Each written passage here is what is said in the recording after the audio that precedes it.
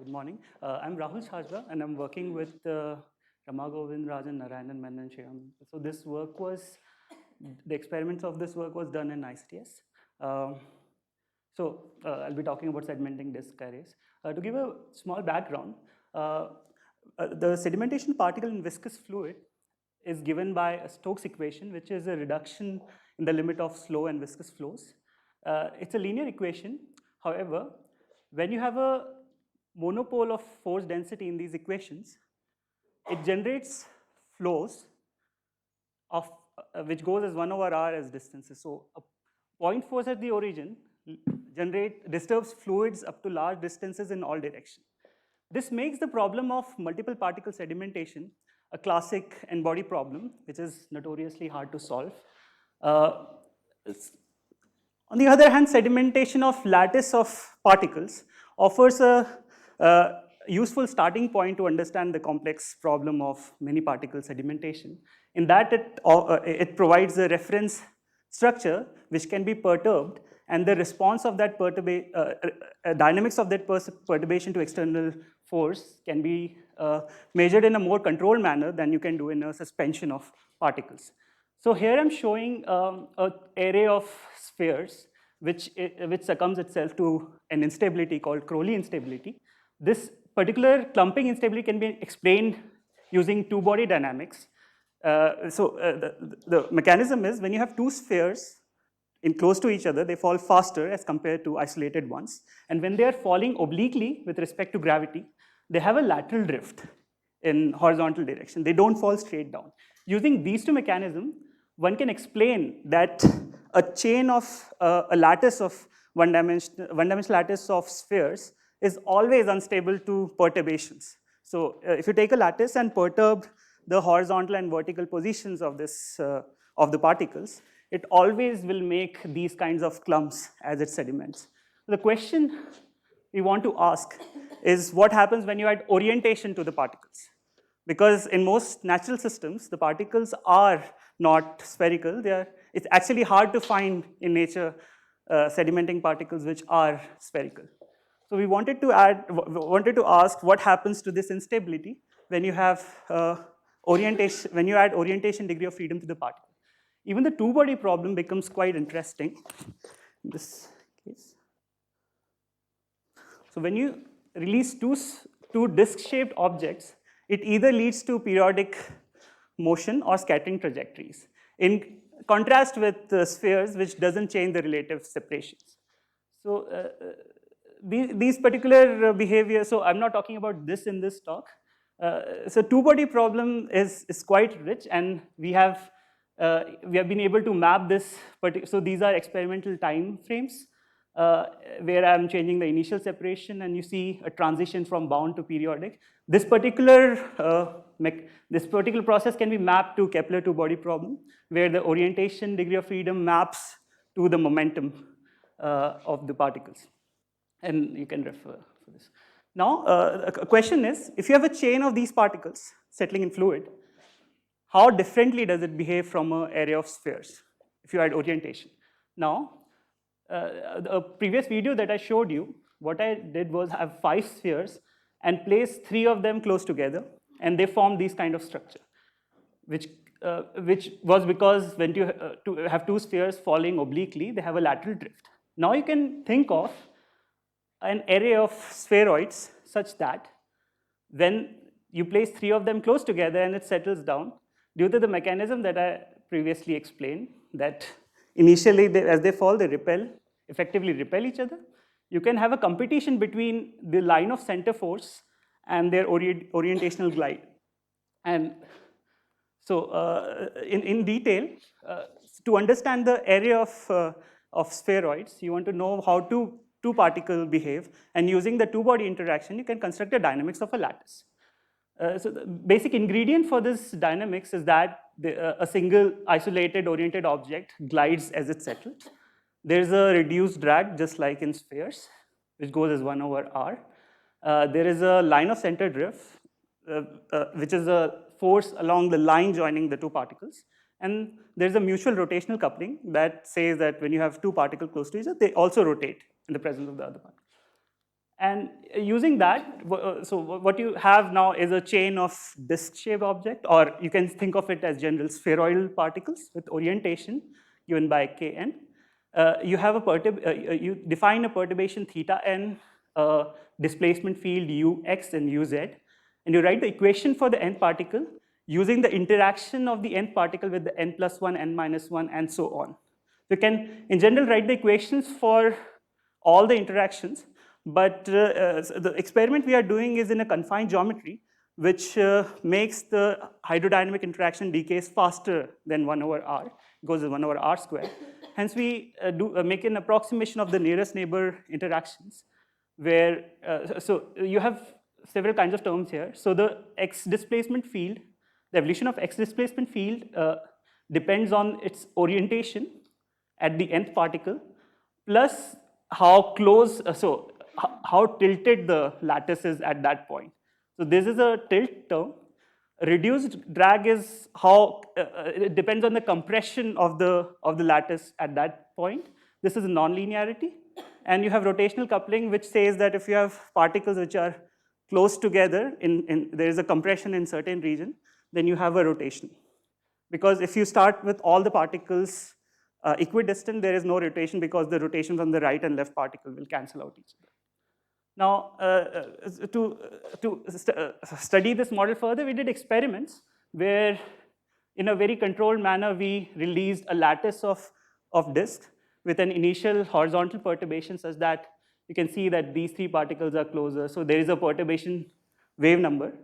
And so we study this system for a range of wave numbers and lattice spacing and find two kinds of behavior. One of them is a wave-like regime where the antinodal points changes their rotation sign. So I'm giving, so if you look at the antinodal point, they rotate in one way in half of the cycle, in the other way in the other half. And you can see a nice wave of orientation and displacement field in some of the stages. For large wavelengths and small lattice spacing, this array becomes unstable to clumping just like spheres. So these are experimental time lapses. I'm showing a video for the wave-like mode that we have seen. So here there is a nice wave of orientation and displacement, which becomes parallel again. So yeah, this is the zoomed in version of the previous video.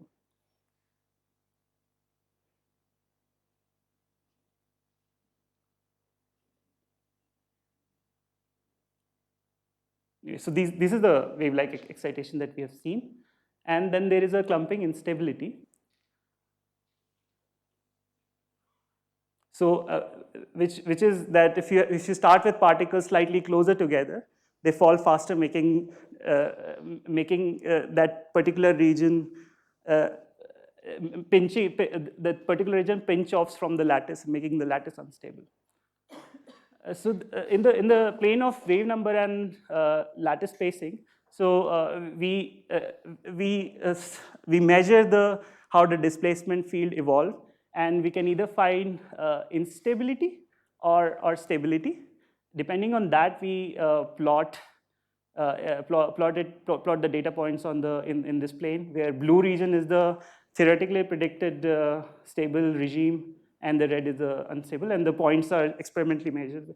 So the dots is for the limit of thin disk, where the thickness goes to 0, and solid line is for the thickness of the experimental thickness that we have used. And in addition to that, so the wave-like motion looks like, so we provide a horizontal perturbation, which is a displacement in the horizontal direction, and that couples to the orientation, which is given in red, and the vertical position. So as the horizontal perturbation amplitude decays, the amplitude of the orientation and vertical perturbation increases in a very non-modal manner, because the dynamical equations the dynamical matrix that we have is non-Hermitian, and it leads to growth of perturbation initially, even in the stable regime. But this growth is not the exponential kind like we see normally in the system, it's algebraic. And the blue region, the blue curve is the experimentally measured non-modal growth of perturbation. And the red is found by doing the singular value decomposition of the original dynamical equation. And that gives us the mode that grows the maximum. That gives maximum non-modal growth. And we compare it with that. And we find a dispersion relation where you either see instability or you see neutrally stable modes. So this is basically, so if you look at it from the top, you basically get the previous plane of, previous phase diagram in the plane of wave number and lattice spacing. And here what you find is these modes are gapless. But this is not because that there is a broken rotational symmetry in the system, because gravity sets a direction. It actually happens because the orientation of the particles act like a momentum degree of freedom, even when the system doesn't have any inertia to begin with. The equations of motion were first order equation. And we measure the frequencies of the waves that we see in experiment for various wave numbers and lattice spacing, and we compare them with a theory, and it compares surprisingly very well. So I'm showing it for 3 different wave numbers.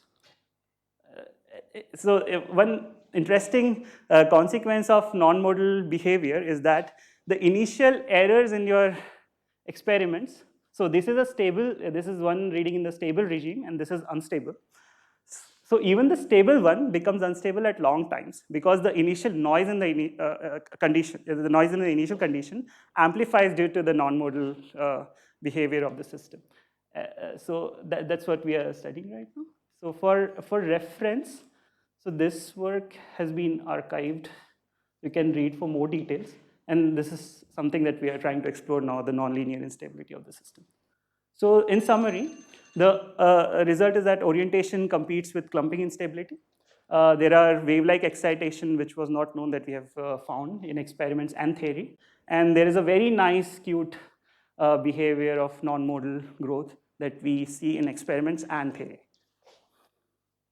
Thank you. Any questions? The time scale for this, the last slide. Yeah, the time scale is that this is twice as fast as this. So this movie is playing twice as fast as this. So can one compare that with theory? I mean, that what sets the time scale for this long time instability? So because you presumably want some nonlinear terms are going to be of the same order as the linear. So the relevant parameter in the experiments was actually the noise in the initial condition. If the noise is very small, then it destabilizes it at longer times. But it also depends on the wave number of the perturbation and the lattice spacing, which is not independent of the noise, because the noise actually depends on how closely you're releasing them, because there is an error in the release itself, how you release the particle, and that's different for different wave numbers and lattice spacing. But here it is just the lattice spacing that's varied, right?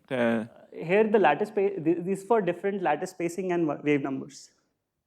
Between the top and the bottom? Yeah. Lattice spacing. The wave number here is the largest wave number that we see in experiment. And this is the smallest that we see in experiment.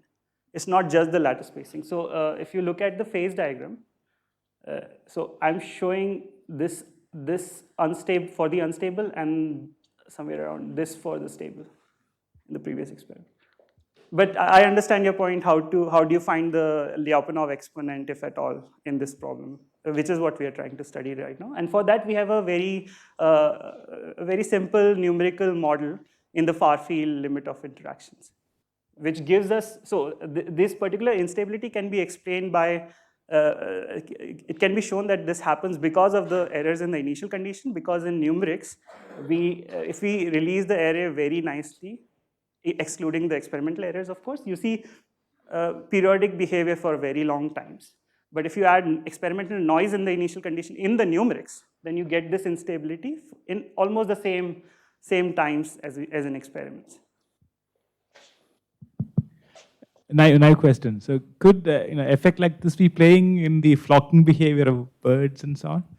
So in birds, the Reynolds number is not very small in the first place. But so the thing is, in bacteria, you may be able to see this, but in sedimentation problems, the source is a force monopole, whereas in self-propelled particles, the source itself is a force dipole, and hence the interaction decays even faster. So in a sense, sedimentation offers a more strongly interacting system than self-propelled particles in bacteria.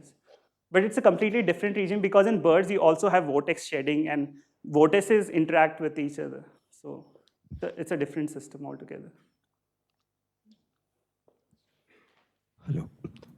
So I had two questions. So first of all, what do you mean by non-modal growth? If you can tell, what is the definition? I mean, so the definition is if you have a dynamical matrix and if it's non-Hermitian, then the eigenvectors are non-orthogonal.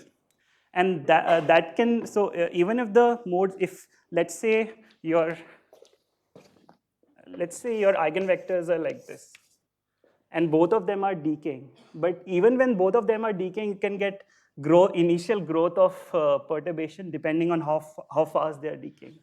Right?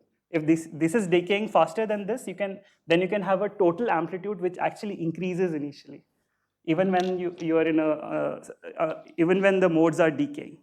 and this is what you call as a non-modal growth? This is what I called as non-modal growth of perturbation. I showed it in this graph. So here you're seeing wave-like behavior in 3 degrees of freedom, which is a horizontal displacement, orientation, and vertical displacement. Although it's a neutrally stable mode, where you see oscillations at long times, which is coupled oscillation, but if you plot the amplitude, if you plot the total amplitude of the perturbation, which is x amplitude square, y amplitude square plus theta square, that grows initially, even when the system is neutrally stable. Okay, just one more question.